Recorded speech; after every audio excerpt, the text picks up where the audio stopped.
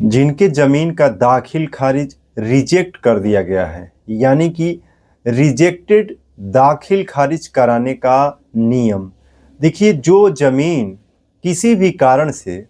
प्रखंड कार्यालय के द्वारा दाखिल खारिज को रिजेक्ट कर दिया गया है, उस ज़मीन का दाखिल खारिज कैसे होगा, किस प्रकार से होगा, क्या राजस्व महाअभियान जो चल रहा है उसमें उसका दाखिल खारिज होगा, नहीं होगा, रिजेक्ट जितने भी दाखिल खारिज हो चुके हैं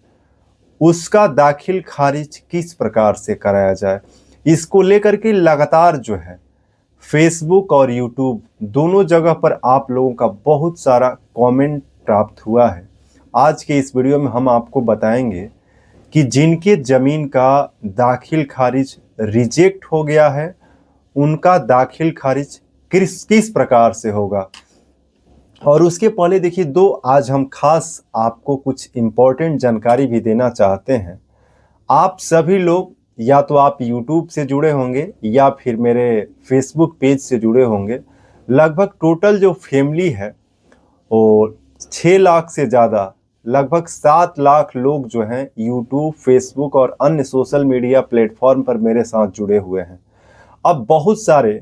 जो लोग हैं जो समझते हैं कि बहुत सारे सवाल जो होते हैं आप लोगों के मन में चल रहे होते हैं, उसका जवाब आपको समय से नहीं मिल पाता है। हम आप सभी लोगों का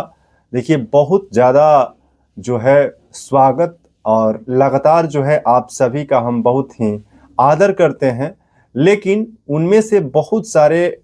जो कुछ कमेंट होते हैं और ये कमेंट जो है वहीं 2-4 लोग होते हैं, यानी कि 100% जो संख्या है उसमें 0.1% लोग जो थोड़े, उनका हम क्या बोलें, हमें तो अच्छा नहीं लगता है और ऐसा कभी हम वीडियो में बोलते नहीं हैं, लेकिन हम कह सकते हैं कि ऐसे कुछ जो बहुत ही गिरे हुए जो इंसान होते हैं, निचले स्तर पर के जो लोग होते हैं, वे आकर के कुछ कमेंट में कुछ गलत टिप्पणी लिख देते हैं और वैसे लोग के कमेंट का कोई यहाँ पर रिस्पॉन्स नहीं लिया जाता है। और वे कमेंट जो आप लोगों के जो ध्यान भटकाने के लिए आप लिख देते हैं, वैसे कमेंट पर आपके ऊपर कार्रवाई भी यदि आप यूट्यूब पर करते हैं तो उसके लिए एक्शन भी लिया जाता है, और फेसबुक पर भी यदि आप गलत कमेंट करते हैं तो गाइडलाइन के हिसाब से आपके ऊपर फेसबुक आपके प्रोफाइल के ऊपर ही एक्शन लेता है। तो आप ऐसा जो कमेंट कर रहे हैं आप उससे बचिए। और दूसरा चीज़ ये है कि 7 लाख लोग हैं और ये हमारे परिवार के जैसा ही लोग हैं, लेकिन फिर भी ये संभव नहीं है कि आप सभी यदि 7 लाख लोगों की एक एक कमेंट का भी रिप्लाई दिया जाए तो आसानी से सभी लोगों का कमेंट का रिप्लाई करके उनका जवाब दिया जा सकता है। इसीलिए आपको इस पर विचार करने की ज़रूरत है। चलिए, ज़्यादा समय हम नहीं लेंगे और अपने टॉपिक पर चलते हैं कि जिनका दाखिल खारिज रिजेक्ट हो गया है उनका दाखिल खारिज किस प्रकार से होगा। देखिए, सबसे पहले हम बात करते हैं कि दाखिल खारिज यदि आपका प्रखंड कार्यालय से रिजेक्ट हो गया है तो उसके लिए जो है आपको नेक्स्ट प्रक्रिया फॉलो करने की ज़रूरत है। उसमें सबसे पहला काम यह है कि दाखिल खारिज क्यों रिजेक्ट हुआ, उसका कारण आपको पता करना है। और कारण पता करने के लिए आपको दाखिल खारिज रिजेक्शन का नकल निकालना पड़ता है, और वे नकल जो है आपको प्रखंड कार्यालय से ही निकालना होगा। आपको उसके लिए दूसरे जगह जाने की ज़रूरत नहीं है, प्रखंड कार्यालय से ही आप नकल निकालेंगे। क्या ऑब्जेक्शन बताया गया है, क्या कारण बताया गया है कि दाखिल खारिज आपका वहाँ से रिजेक्ट कर दिया गया। दाखिल खारिज रिजेक्ट का मतलब कि अब आपका दोबारा जो है उस प्रखंड से दाखिल खारिज प्रखंड के जो अंचलाधिकारी या जो सर्किल ऑफिसर हैं वे नहीं करेंगे। कब तक? जब तक उनको किसी विशेष अनुशंसा नहीं प्राप्त होती है। अब ये विशेष अनुशंसा जो है कहाँ से प्राप्त होगी, तो उसके लिए जब आप नकल निकाल लेंगे तो आपको अपने उस नकल पर देखना है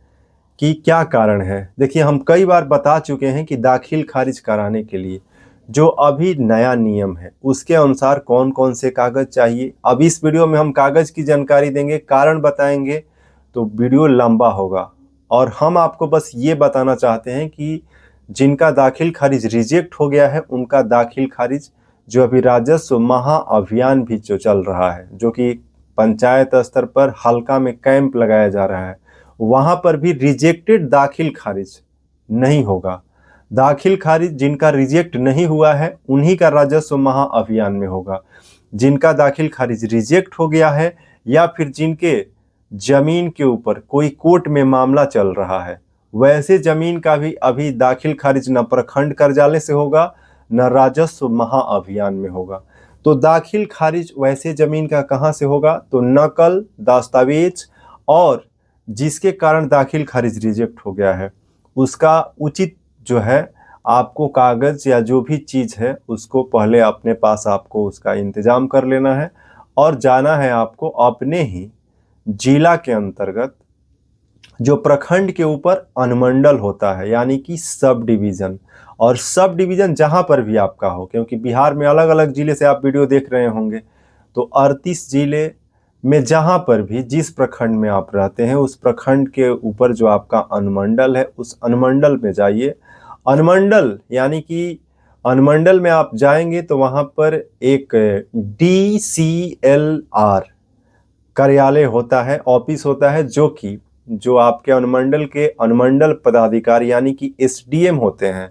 सब डिविजनल मजिस्ट्रेट।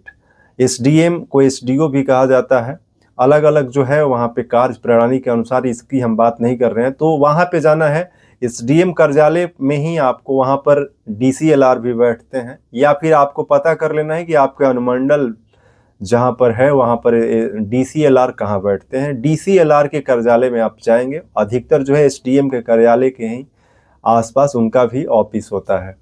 तो वहाँ पर आप जाएंगे तो DCLR यानी कि डिप्टी कलेक्टर लैंड रिफॉर्म्स, भूमि सुधार उप समाहर्ता, वहाँ पर आपको जाना है और किसी एक एडवोकेट जो कि जमीन के काम देखते हैं, दाखिल खारिज के मामले जो प्रखंड से रिजेक्ट हो जाते हैं, और वे वहाँ पर जो है एक DCLR भी कोर्ट होता है जो कि जमीन दाखिल खारिज या जमीन विवाद के मामलों का निपटारा करता है। तो वहाँ पर आपको जो है एक एडवोकेट के माध्यम से अपने केस यानी कि दाखिल खारिज के लिए फाइल करवाना होता है। वहाँ पर आपको जो भी आपके एडवोकेट होते हैं वो आपके पक्ष को रखते हैं, आपकी जो समस्या के कारण दाखिल खारिज रिजेक्ट होता है उस समस्याओं को मजबूती से वहाँ रख करके और DCLR के माध्यम से अनुमति प्राप्त करवाते हैं कि ये दाखिल खारिज किया जाए। जब वहाँ से DCLR उसको अप्रूव कर देते हैं कि हाँ इनकी दाखिल खारिज किया जाएगा, तो फिर आपको वहीं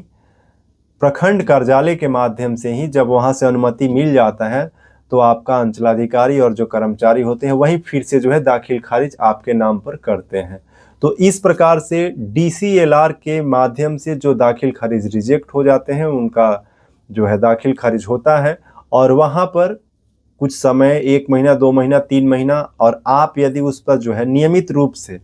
उस पर निगरानी जांच समय से आप अपने एडवोकेट से बात, और जिस दिन भी वहाँ पे डेट रहता है आप उपस्थित रहते हैं तो आपका काम जल्दी होता है। केवल आप ये सोचते हैं कि केवल एडवोकेट से हम घर बैठ करके अपना काम करा लें तो समय हो सकता है कि 1 साल भी लग जाता है, 2 साल भी लग जाता है, और आप ज़्यादा उस पर तत्परता नहीं दिखाते हैं तो कई लोगों का कई वर्षों से जो है